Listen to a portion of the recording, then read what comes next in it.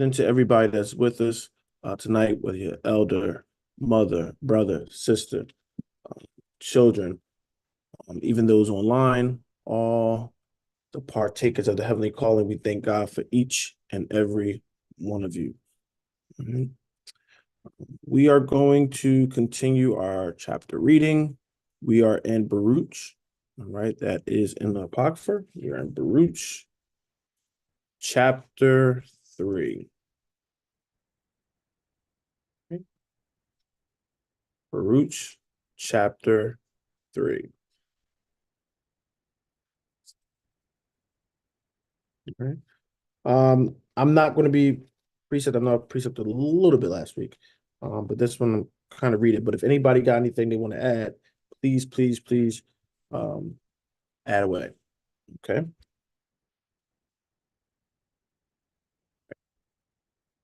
Baruch chapter 3. Um, those that's hearing for the first time, Baruch is mentioned in Jeremiah, right? He's a scribe, and this is the time period that he is dealing with during that captivity. So Baruch chapter 3, let me read off the screen. O Lord Almighty, God of Israel, the soul in anguish, the troubled spirit crieth unto thee. Hear, O Lord, and have mercy, for thou art merciful, and have pity upon us, because we have sinned before thee. Right? So just starting off with the first two verses. Once again, addressing the Most High God. That's proper when you're dealing with prayers. You need to address him, okay? Because people pray and acknowledge all kinds of things. We making sure we are on petitioning to the only true and living God. All right. And when we look at this, he's saying what? The soul in anguish, the troubled spirit cried unto thee. All right. So he's being transparent with how they're feeling. Right. Sometimes you'll hear certain people saying you shouldn't come this way or this, that. You come with a broken spirit. All right. He's saying the scriptures actually talk about, David even says he won't reject that. Okay. So if you're feeling like you're feeling overwhelmed, you're feeling like life is beating you up, these kind of things, the Most High already knows it. Ain't like you tell something you don't know. You need to acknowledge it, though, beloved. It's something about confessing out of our mouths that brings, that materializes the situation. Okay. So he said, listen, we got troubled spirit. We crying to you. All right. And he said, have mercy, for thou art merciful. And we need to understand that. Sometimes we make more of a mess trying to cover things and clean up. Listen, Lord, I'm a mess. I'm just going through my head. I'm a mess. Just have mercy. Okay. It says, have pity upon us because we have sinned before thee. And we come before the Most High. This is how you come humbly before him as well. Lord, I'm just a frail creature at the moment. I'm weak, right? You're allowed to come up to him like that, acknowledging your faults before him. Because we know what the scripture says, he's just to forgive us. So we see it being played out through the scriptures, like I said, over and over and over again. So we hear that in the New Testament, when they're talking about that, it ain't like it's a big secret. Forefathers been doing these things. Okay. So have pity upon us because we have sinned before thee. They ain't blaming nobody else, saying we sinned, beloved. All right. Verse 3 and 4. For thou endurest forever, and we perish utterly. O Lord Almighty, thou God of Israel, hear now the prayers of the dead Israelites and of their children, which have sinned before thee, and not hearken unto the voice of thee, their God, for the which cause these plagues cleave unto us. Okay, so we know he endures forever. Well, we should know he endures forever. All right, but we perish. All right, we only have a few days. Okay, in this life right here. Okay. So he is saying, for thou God of Israel. Oh, you can, brother. Yeah, I thought you, I'm sorry, I thought you was rude. So hear now the prayers of the dead Israelites and of their children. Because when you're dealing with captivity and stuff, it ain't like it just happens, it happens when they start sinning. All right. During Jeremiah time, that wasn't the first time they was messing up. Their fathers were messing up and things like that. Hear our prayers collectively. Same thing with us. We're praying. while we're in this captivity, but our forefathers and foremothers, generations before us, there was some that what praying. Okay, so he's saying, listen, we acknowledging our sins and hearken to us. All right, hearken unto the voice of thee, their God, for which caused these plagues to come upon us. And once again, going back to Deuteronomy 28, right? He says, what? If you don't do what I told you to do, you don't do these commandments, statutes that I set before you. He's saying these plagues are going to cleave to you. Why is it talking about cleaving? I don't care where you go, these plagues are going to follow you. Because some people believe, well, I'm going to go over here and see, I ain't going to get the plagues here. I'm going to go over there. No, he said it's going to cleave to you. Where you go, the plagues follow. Okay? Whether it was Israel, it was there. When we get over it, it's still there, right? Because it's a spiritual cleaving that's happening to us. Only the Most High can take it off of us. All right. And once again, acknowledging as Lord God of Israel, you have to make this thing a possessional thing, right? When Christ started the Lord, what we call the Lord's Prayer, right? How did he start off? He said, Our Father. He said, when you don't, oh, my Father. No, you need to know it's your Father too, because that makes it personal. Okay? It's like, oh, well, you ask your dad, right? It's almost like, you get that favor. But he said, no, you have to have the relationship and the bond where what? No, it's your Father. Just like you would go and ask your parents. That's how you go into the Father. All right? So he was trying to show us, no, you have to present like you starting off like that. This is your Father. All right? So when we go into him, we come into him as a child. Father, help us. Right? And understanding that dynamic. What father, I'm talking about good father, great father, right? What father wouldn't hear the plea of their children? Okay? And he's the best father there is. So surely he will hear. All right. Let's go to the next two verses. All right. We have 5 and 6. Remember not the iniquities of our forefathers, but think upon thy power and thy name now at this time. For thou art the Lord our God, and thee, O Lord, will we praise. All right. Very important, beloved. Remember not the iniquities of our forefathers, but think upon thy power and thy name now at this time. He said, right now we acknowledge you, Lord. Don't think about the sins that our forefathers did. Why is he saying that? Because our forefathers, right, when we sin, it brings the what? The wrath of God upon us. If you're not listening to your natural parents, you think they're in a good mood, you think they want to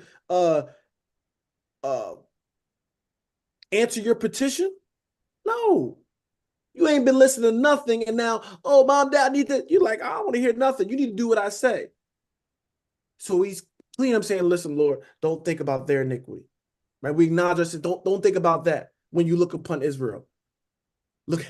Don't think about that state of us being disobedient. But look what he told him to do. But think upon thy power and thy name, now at this time. I want you to think about your power, the things that you are, your essence, and your name. And this is not we talk about the name, right? It ain't talking about what the true Hebrew, no. Right? We know we got the understanding of the paleo and everything, Yahweh, but that's not what he's talking about when he's saying remember your name. Okay? But what is it meaning, right? We talk about how it means the existing one or to exist. But look at verse 6. That's what it tells us. For thou art what? The Lord our God. That's the name. Remember, you are our God. In thee, O Lord, will we praise. All right? Remember that. Remember that we belong to you. Remember that our existence is about giving you the praise, honor, and glory. Think on that. And don't think about how we consistently falling short and going against you. Okay? All right. Let's keep going. If anybody got anything, please just, put in the chat or go off mute. Just ask. All right. All right, let's keep going, brother. If nobody got anything, 7 and 8. And for this cause, thou hast put thy fear in our hearts, to the intent that we should call upon thy name and praise thee in our captivity. For we have called to mind all the iniquity of our forefathers, that sent before thee.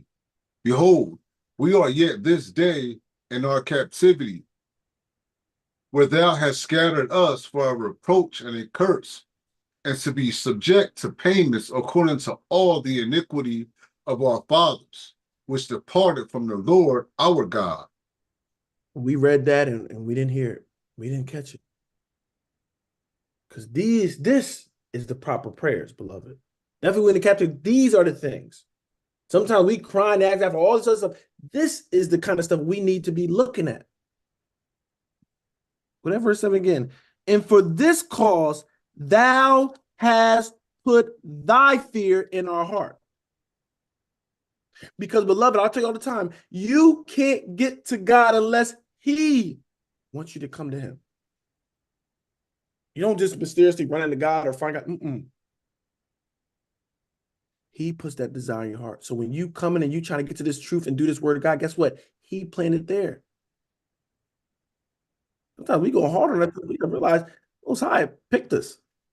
He chose us. All right?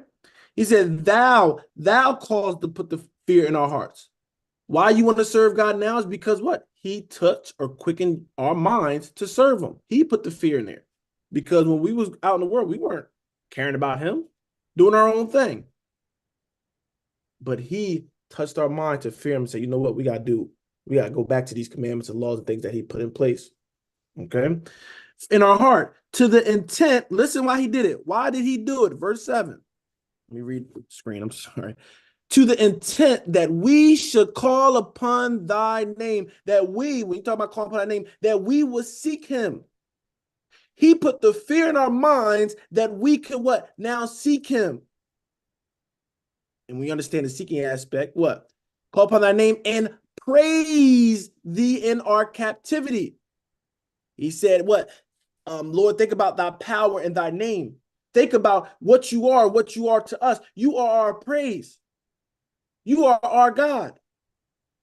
Remember, you put the fear in us that we should call upon you and praise you. And it says what? Even in our captivity. You think the praise stopped because we're in captivity? No. You think the prayer stopped because we're in captivity? No. Because we still understand this whole thing. God is still in control. Sometimes our mind can't wrap around that understanding, that wisdom. All right. It says, for we have called to mind all the iniquity of our forefathers that sinned before thee. And that's what we're doing in the scriptures, beloved. When we're reading and going here, there, everywhere in the scriptures, right? We're reading the things that our forefathers have done. Man, we've been messing up. But more close to home, we can look right in our generation, the generation before, and we say, Lord, boy, our forefathers have we done made a mess. And we're continuing to make a mess. Look at this, Father. All right? So he's doing the same thing. You caused it to come to mind. He caused us. He quickened our minds to see it. Some of us didn't even have that example of our parents or grandparents and everything giving us the truth, right? But he quickened you. This is what Brother Baruch is bringing out, okay? Behold, we are yet this day in our captivity where thou hast scattered us. Who scattered us? He scattered us. Now, I know we want to blame everything else because some of our forefathers didn't get it. They'll blame the Babylonians. Oh, the Babylonians done did it when they took over and sacked it. Then the Medes and the Persians. Then you have King Alexander. But when you have true understanding, you'll say, no, it's the Most High that scattered us. We sometimes get caught up on the vessel that he might have used to do it, but it was the Most High because he said, when you don't do what thus saith the Lord, I'm going to disperse y'all. This ain't nothing new. Okay? For reproach and a curse. What are you going to do it for? He scattered us for a reproach and a curse. Yes. You're looking at the condition we in. Yes. He wants you to realize you are in a bad condition. Hopefully you can realize that the state you're in and come and turn to me. But some of our brothers and sisters don't get that. and the curse will continually cleave on us. And to be subject to payments, according to all the iniquities of our fathers, which depart from the land, the Lord our God. And that's the payment. The wages of sin is what? Death.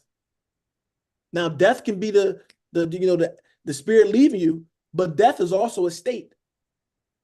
All right? Just like hell is like a state. We're in a state of death. What it says, what that Ezekiel, can these bones live? Look at the condition of our people. It's the walking dead out here. They have no God in them. That's death. All right? So Baruch is, like I said, he's laying it out. Okay? All right. 9:10, brother. Hear, Israel, the commandments of life. Give ear to understand wisdom.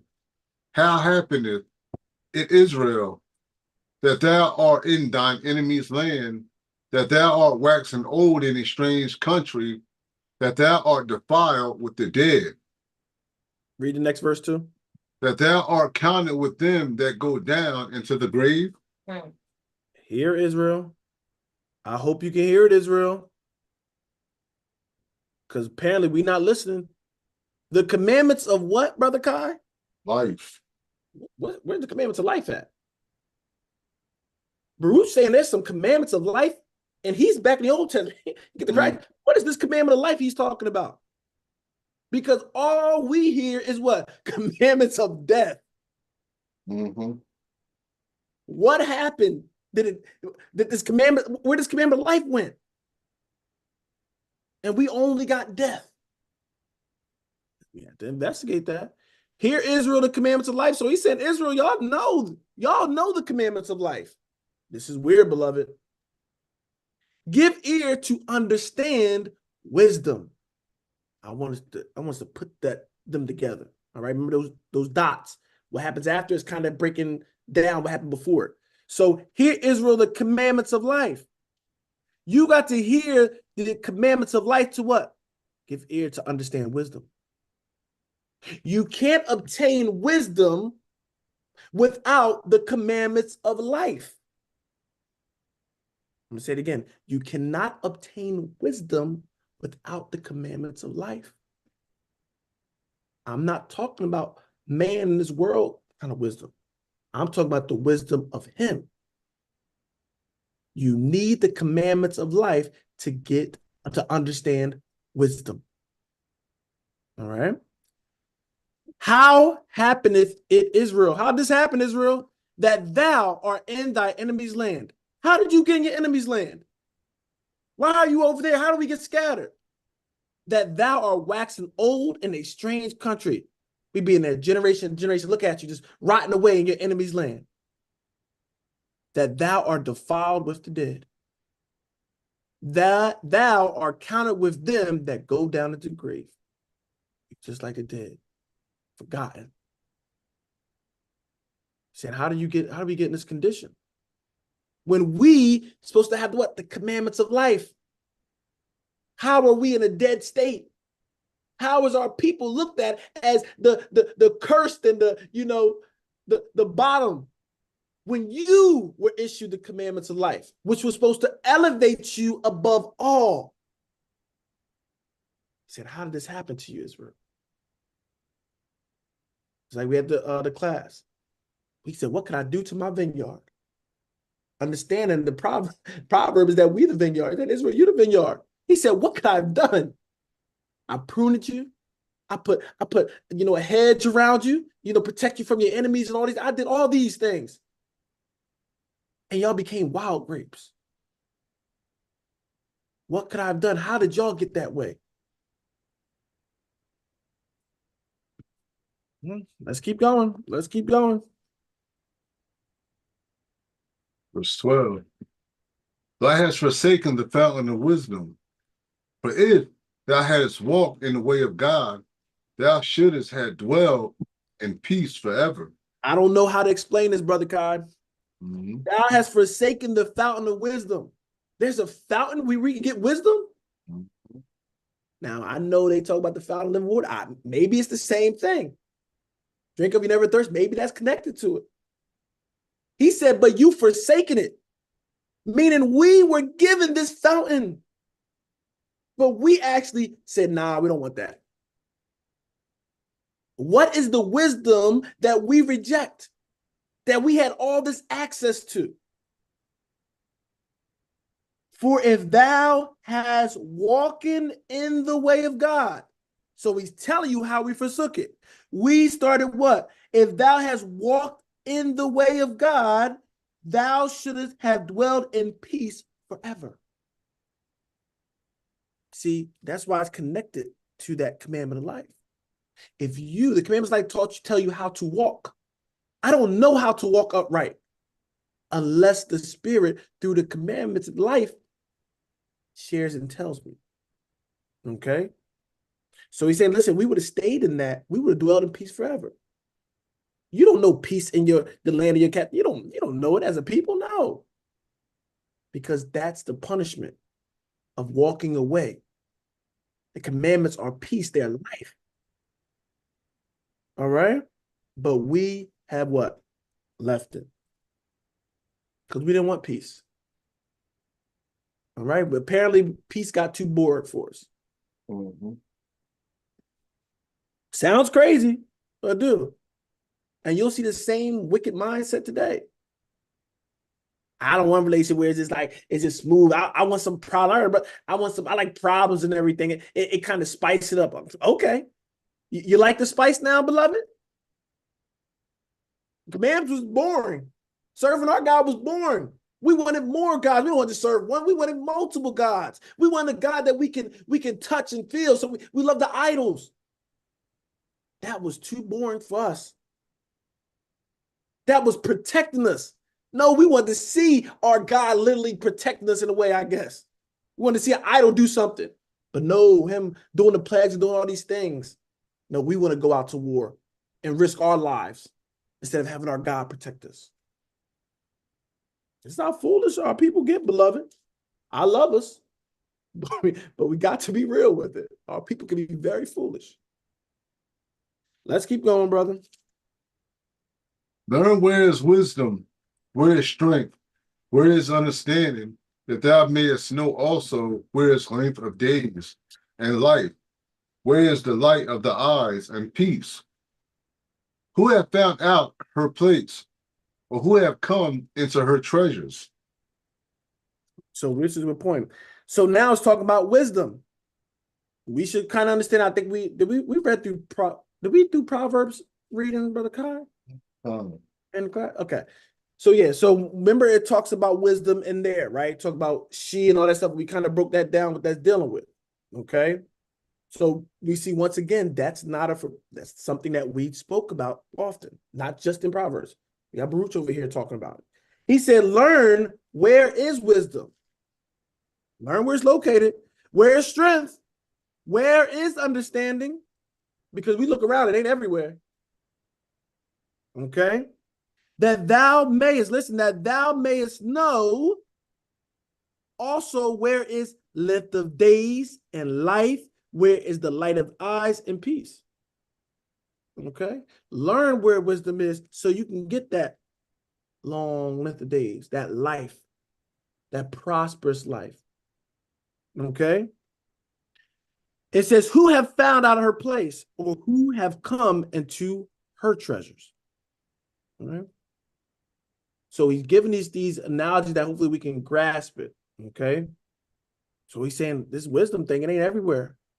But who saw that? Who's seeking out for it? You know, when you get wisdom, long days, you know that life is prosperous. It ain't like a cursed life. It's supposed to be a good life. All right. And peace. The wisdom, there's peace. He said, who's found out her place? Where does this wisdom dwell at? And what? And where's the treasures? Because wisdom has treasures. There's benefits of having wisdom. Right? There's a lot of harsh lessons learned because of lack of wisdom. Lack of wisdom can cost you. Ignorance can cost you. So this is why wisdom has many benefits. A lot of us been walking around in a perpetual lost circle for years because we didn't have wisdom. But with wisdom, there's guidance, that you know where to go, how to do things, right? So you ain't just having a zeal of God without the knowledge. The knowledge is the wisdom, so I know how to get God's attention. I know how to pray. I know how to praise. Okay? So this is why wisdom is so important. Okay? Let's keep going. Let's keep going. I'm going to read a few. Let's get down. Where we at? Verse 16. Okay.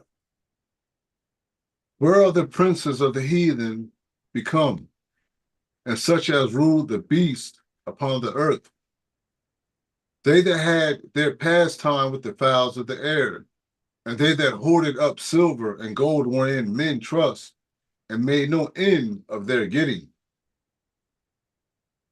Keep going. But they that wrought in silver and were so careful, and whose works are unsearchable, they are vanished and going down to the grave, and others are come up in their steeds. All right, so where are these rulers, where are these heathens at? That rule, right? That ruled over the beasts and everything. They got these things, these silver and gold where men trust at, right? And there was no end of their getting. He was getting it all, more and more and more. And greed was upon him. All right. He's saying, for they sought out silver and were so careful, and whose works are unsearchable. Constantly working to get these things. He said they are vanished. They gone down to the grave. And now what? You got a generation that comes up and they're scared to replace them. That's all that happens, recycling, right? You replace them.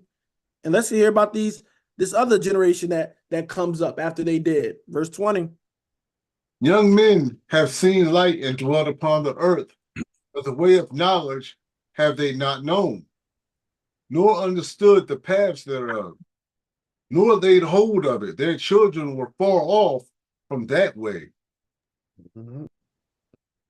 It have not been heard of in Canaan, neither have it been seen in Theman. The Agarenes that seek wisdom upon the earth, the merchants of Meron and of Theman, the authors of fables, and the searchers out of understanding, none of these have known the way of wisdom or remember her paths. So when we look at this, beloved, young men have seen light, sorry, and dwell upon the earth, but the way of knowledge have they not known. And this is very, very important. When we dealing with the generations, things that happen, this is why we're supposed to train up the child and give them wisdom and things of that nature as well. But they don't know certain knowledge. Okay. Definitely the heathens. It says, nor understood the paths thereof, nor laid hold on it. They didn't find it. They couldn't get to it. Their children were far off from that way. And this is how quick it can happen, beloved. Because sometimes we will have something, we're doing good. I'm going to bring it to Israel. You'll see a king, when you're dealing with the kingdom of Judah, they'll have a righteous king. And then the next generation, they just going buck wild with all these, idolatries and everything. And then they'll have a righteous one clean. And it's like they good, they're doing right. Then they do wicked, then they do right. It's like the next generation they lost the path. And they're not easy to go far off from it. And this is why we have to make sure we're doing our job. The things we are setting in order, we want the next generation to build off from that. Okay? So this is very, very important. Just even with us, I'm looking at that aspect. All right. Have not been heard in I'm guessing it's Canaan. Neither have they been seen in Theman or Teman. If you go to what you'll see in the 66. All right. That seek wisdom upon earth, the merchants in Merom and of Thermon. So this is kind of things where you will have people on earth that will seek wisdom, and a lot of times you'll have certain places, even with the Eden, they'll have certain places where places of knowledge and wisdom people go and to elevate certain things like that. So they would have things like that. But it's what? And searches out understanding. And these people strictly trying to find out more and more wisdom and all that stuff, studying all that. None of these have known the way of wisdom or remembered her path. None of them can find a path. None of them can get to that wisdom. Okay. So it's still that search. How are we going to get that wisdom? That's why I asked, where is it at? We don't know. We don't know. He said they ain't find it. They looked, they can't find it. Verse 24. O Israel, how great is the house of God, and how large is the place of his possession. Mm-hmm. Great and have none end, high and unmeasurable. That's what it is. How great is the house of God, and how large is the place of his possession? Great and have none end, high and unmeasurable. So they put like, oh, they thought all the people of Israel, they all thought that God was in the temple, and that's all. No, we didn't. Even when it was, I mean, really, that's a dumb argument, because even when it was being built, Solomon built it. He even said, this place can't contain you. Okay. He said the heavens itself can't contain you. Right. So don't let people try to get you caught up in something, try to set you up. All right. So no, his place of possession, but this talks specifically about something great and have none end, high and unmeasurable. Verse 26. There were the giants famous from the beginning. There were so great stature and so expert in war. Those did not the Lord choose, neither gave he the way of knowledge unto them. But they were destroyed because they had no wisdom and perished through their own foolishness. And this is what we got to understand. So when you go to, this is making that reference to Genesis, right? If you don't know that, that's what it's giving that reference to. These were giants famous from the beginning. So when we go to Genesis and read in the beginning, remember the what's the specific men of renown. This is I guess so the doctrine where they said, you know, that the sons of God slept with the daughters of men, and then it started creating giants and things of that nature. It's not angels sleeping with men, all right. It's dealing with the sons of men. It was little men that weren't doing right, and they were staying with what is it? Sons of God. Yeah, sons of God and daughters of men. So they were dealing with daughters of men, all right? And basically just showing you that they wasn't supposed to be dealing with that, okay? We're supposed to be making sure we're staying on that pure route, all right? But of course, like a lot of times in our history, we start dabbling and dealing with people that weren't focused on our God, all right? So when it said after them, they had their offspring like giants and men of renown. You have to kind of go into Hebrew, you kind of see a little more detail of it. But this is what happened. They were men of renown and what? So were great statures and so experts in war. All right. They were just their generation, everything start to excel. They got bigger and all these kind of things. They start getting famous. All right. And it says what? Even though that happened, those did not the Lord choose, did not choose them. Neither what?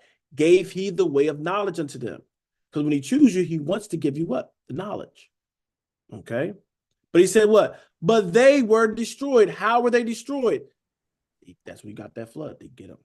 All right. Because he's seen in their hearts, they are thinking about, you know, continually doing iniquity and going against the Most High God. All right. So they destroyed with the water. But they were destroyed because they had what? No wisdom, and perished through their own foolishness. All right. Their own foolishness was not submitting unto the Most High God. All right. That's what got them messed up. Sons of God going there dealing with that? No, they forsaken the God, the true God that we're supposed to be dealing with. And we want to do what we want to do. And because of that foolish idea, foolish thinking, what? We perished. Okay. And we know the story about Noah or them. All right. But because they didn't have wisdom. So this wisdom ain't about being smart with certain things, because what it said about them, these guys were famous. They were you know, being exalted definitely on that earth. One like they was dummies and everything, and what? They were so of great stature, so their stature was bigger. And it says what? Experts in war. When you're expert in war, that's not a dummy, that's an expert in war. Okay? But when it talks about the wisdom that we should be focusing on, that's dealing with the wisdom of the Most High and how to serve him properly. They lack that. All right. And the wisdom they sought for and things they was getting, they mean nothing. They didn't have the true wisdom. All right. Which is found in what the scriptures say, the commandments of life. You want true wisdom, you got to go to the commandments of life. Can't be picking up the science book. Listen, I'm not against science book. Man. You can do all that stuff. You can get certain stuff, but we talk about the commandments of life. This is the true wisdom. This is the only wisdom that's going to get you from the true punishments that's going to come upon us. There's only one wisdom that can spare you from that. Okay. All right, brother, where we at? Verse 29. Verse 29. Go ahead.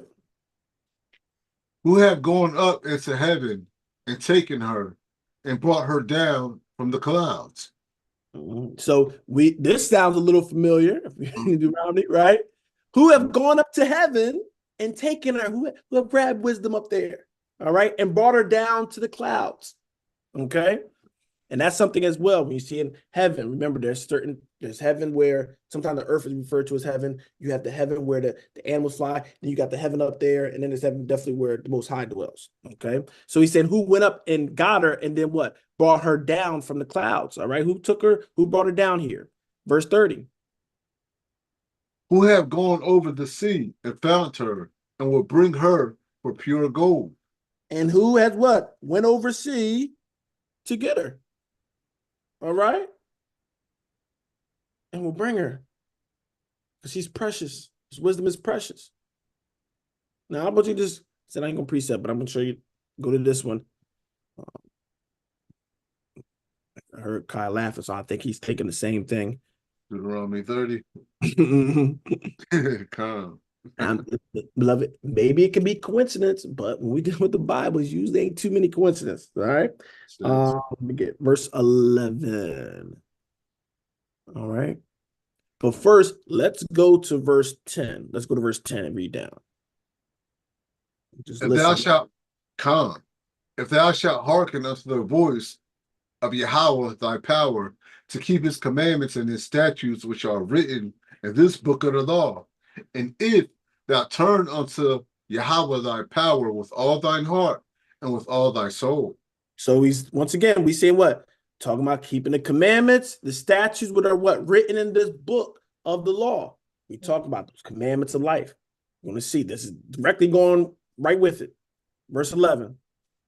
But this commandment which I command thee this day, it is not hidden from thee, neither is it far off. This commandment, all right, it ain't far from you. It ain't even hidden. So much that you have to do what? Verse 12. It is not in heaven that thou shouldest say, who shall go up for us to heaven and bring it unto us, that we may hear it and do it. Oh, you don't have to go. We're talk about that wisdom. Who's going to go up there and bring it down so we can enjoy this wisdom? Next verse. Neither is it beyond the sea that thou shouldest say, who shall go over the sea for us and bring it unto us, that we may hear it and do it. So the thing about going over there, bringing it, right? Hear it and do it. That's take advantage of it. But go ahead, read the next verse. But the word is very nigh unto thee, in thy mouth and in thy heart, that thou mayest do it. The word is nigh to you. You don't have to go up there and say you're going to bring it down. You don't have to go overseas and say, well, who's going to go through them? No, you don't have to do that. He said it's actually very, very nigh to thee. All right. But it's what? This passage using it as the word. All right. You have to know what the word is. You can link it to wisdom, link it to commandments of life. All right. Why do you call it commandment of life? Read verse 15. See, I have set before thee this day life and good, and death and evil. When did he set life and good, death and evil? When did he do that? When he had the commandments. Saying now when you choose your state. If you obey it, life. If you disobey it, death. If you obey it, you get good. If you disobey it, you get evil. You obey it, you get blessings. You go against it, you get cursings. All right? This is why you have to understand what Paul be talking about. When you talk about the commandment of death or ministration, that he's dealing with a certain aspect because you didn't listen. He's talking to them. It became death because we weren't doing it. But it is the commandment of life if you do it. So this is when you can understand it. It's just what it is. Your decisions make it what it's going to be for you.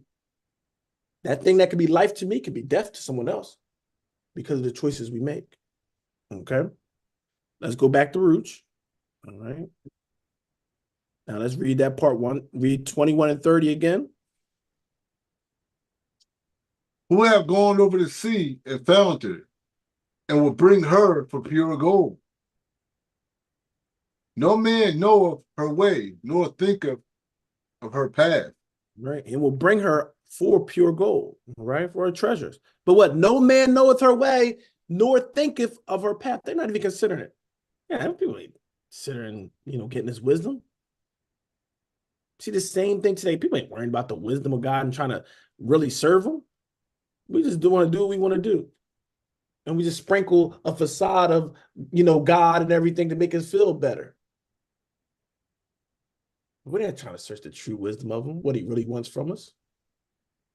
Okay. Let's keep going. Verse 32. Mm-hmm. But he that knoweth all things knoweth her, and hath found her out with his understanding. He that prepared the earth forevermore hath filled it with four-footed beasts. He that sendeth forth light, and it goeth, calleth it again, and it obeyeth him with fear. Mm-hmm. So once again, talk about the wisdom. You can actually even link this up to the Proverbs. That's 8. Mm-hmm. But once again, talking about the one that created everything, it knows the wisdom, right? It put it in wisdom is all around if you can understand it. Okay. But send for light, go and it goeth, call it again, right? By the commandment, by the wisdom, it called all these things to be. All right. It obeyeth him with fear. All right. It listens to him. Let's keep going. The stars shine in their watches and rejoice. When he called them, they say, here we be. And so with cheerfulness, they shew light unto him that made them. Mm-hmm.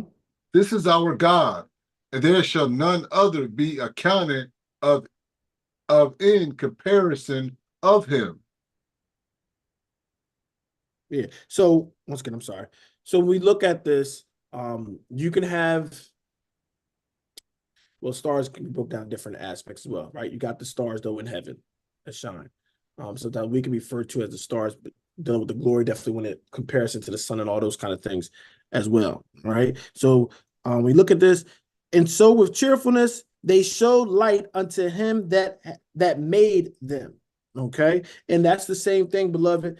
This is why Christ come and see what he said. Let your light so shine.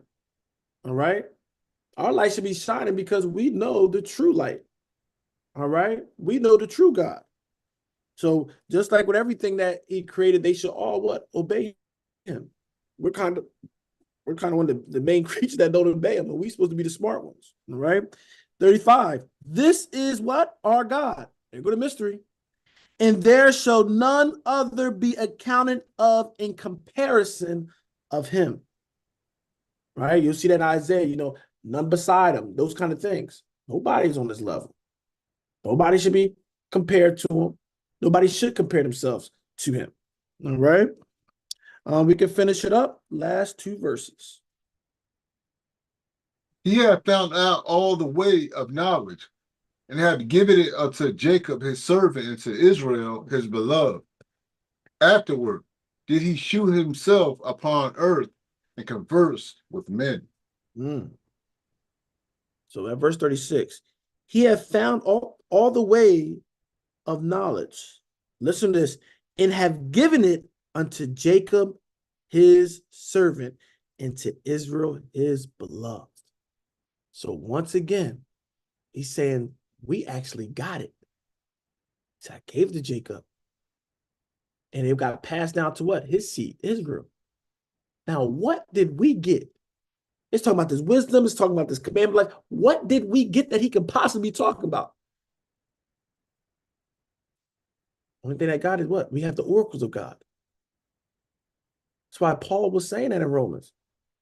Is there advantage of the Jew? He said, much every way. To receive the oracles. What are the oracles of God? The instructions.